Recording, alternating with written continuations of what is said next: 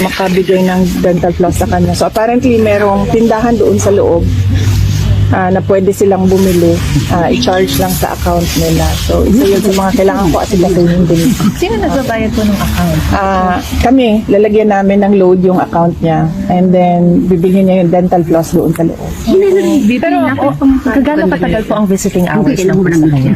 Tsaka, Ay, magdepende sa approval ng detention. pero di ba before you mentioned na siya ang mag-decide kung yes or no kung sinong pwede? Pwedeng pumasok.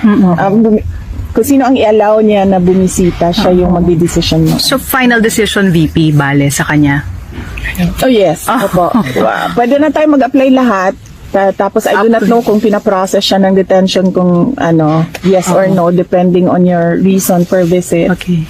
And then, dadating sa kanya, listahan, and then he'll say yes. No. Right. So, VP, yung mom nyo lang po ang pupunta, hindi yung mga kapatid? Hindi ko pa kasi masabi. I'm sure darating yon sila. Hindi ko lang alam kasi